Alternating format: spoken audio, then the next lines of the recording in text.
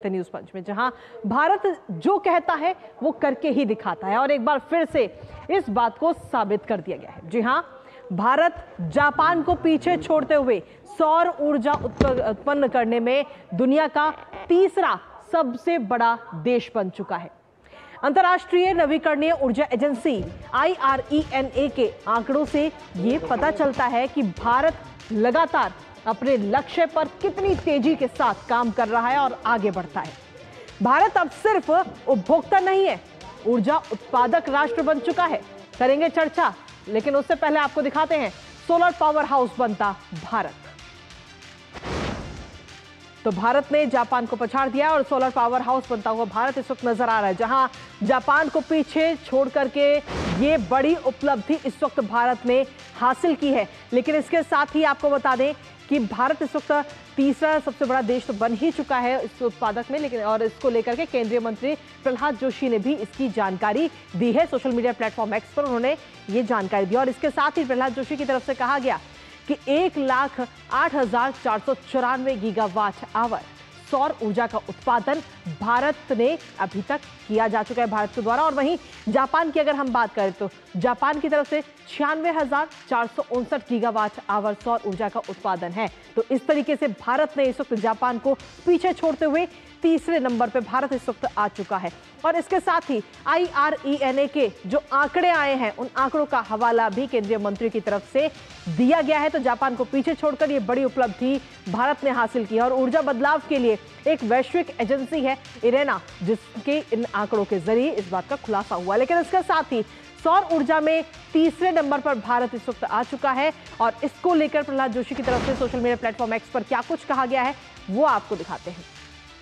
प्रहलाद जोशी ने साफ तौर पर लिखा कि इतिहास रच दिया भारत ने। प्रधानमंत्री नरेंद्र मोदी जी के नेतृत्व में भारत दुनिया का तीसरा सबसे बड़ा सौर ऊर्जा उत्पादक देश है। ये सिर्फ संख्या नहीं बल्कि स्वच्छ, टिकाऊ और हरित भविष्य की दिशा में बड़ा कदम है। ये बात प्रहलाद जोशी की तरफ से कही गई। लेकिन इसके साथ ही अगर हम देखें तो भारत किस तरीके से लगातार एक एक कदम आगे बढ़ता हुआ नजर आ रहा है और पूरी दुनिया की नजर इस वक्त भारत पर बनी हुई है। जलवायु परिवर्तन पर भारत इस वक्त पूरी दुनिया का नेतृत्व कर रहा है। किस तरीके से वो आपको बता दें, क्योंकि पूरी दुनिया को एक संदेश भी भारत की तरफ से इस वक्त दिया जा रहा है, जिसमें ये बात जरूर कही जा रही है कि विकास और कार्बन मुक्ति परस्पर विरोधी नहीं बल्कि एक दूसरे के पूरक है। ये बात भारत जरूर इस बात को कह रहा है। इसके साथ ही अब अगला लक्ष्य जो है वो 2030 तक 500 गीगावाट स्वच्छ ऊर्जा क्षमता तैयार करना है। भारत का ये अगला लक्ष्य और साल 2030 तक इसे पूरा करना है। साल 2070 की अगर हम बात करें तो नेट जीरो कार्बन उत्सर्जन का ये लक्ष्य भारत ने रखा हुआ है और बहुत जल्दी इस लक्ष्य को भी हासिल किया जाएगा, जिसमें खास तौर पर AI, स्मार्ट ग्रिड और ऊर्जा भंडारण तकनीक पर सरकार की तरफ से सीधे तौर पर ये जोर दिया जा रहा है।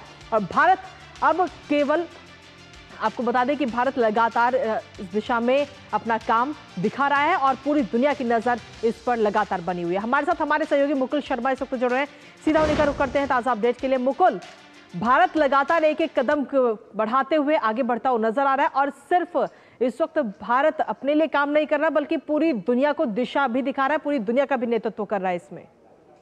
जी बिल्कुल कृतिका, अगर देखिए अगर बात की जाए भारत की भूमिका की, एक ये बड़ी उपलब्धि भारत के हम कह सकते हैं भारत ने हासिल की है।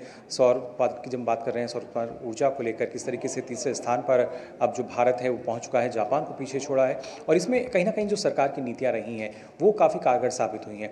हाल की अगर बात की जाए तो करीब हम देखें 245 गीगावाट से ज़्यादा नवीकरणीय ऊर्जा जो है उसका उत्पादन हम कर रहे हैं। इसमें करीब अगर बात की जाए 116 सौर ऊर्जा की है गीगावाट और जबकि करीब 52 गीगावाट जो है पवन ऊर्जा की कहीं ना कहीं इसमें भागीदारी है, इससे अधिक। और लगातार क्योंकि लक्ष्य हमारा जो है 2030 में किस तरीके से 500 गीगावाट नवीकरणीय ऊर्जा क्षमता जो है वो हम हासिल कर सकें और उसी में क्योंकि सरकार की तरफ से बात कही गई थी कि कोशिश एक लक्ष्य हमारा हर साल का ये होगा कि हम हर साल करीब 50 गीगावाट क्षमता जो है उसको जोड़ सकें। और उसकी बानगी हमने देखी किस तरीके से पिछले वर्ष की अगर बात की जाए तो हमने देखा कि करीब 23 गीगावाट से ज़्यादा जो उसमें सौर ऊर्जा क्षमता की बात की जाए हमने जोड़ी। नवीकरणीय ऊर्जा की अगर हम बात कर रहे हैं खास तौर से, इसके साथ साथ जब हम बात करते हैं 2023 और 24 की तो उसमें भी हमने देखा करीब 18 गीगावाट नवीकरणीय ऊर्जा जो है वो उसमें जोड़ी गई। उससे पहले 15 गीगावाट हमने जोड़ी थी। तो चरणबद्ध तरीके से लगातार भारत जो है अब वो आगे बढ़ रहा है और उम्मीद यही है कि जो लक्ष्य है तक हम आसानी से पहुंच सकते हैं। बल्कि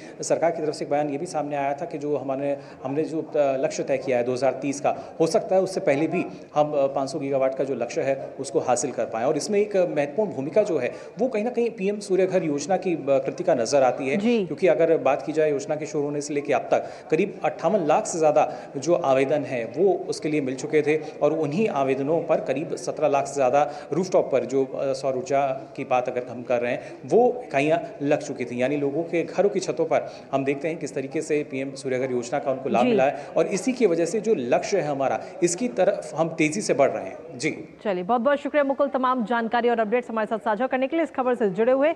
और इसी के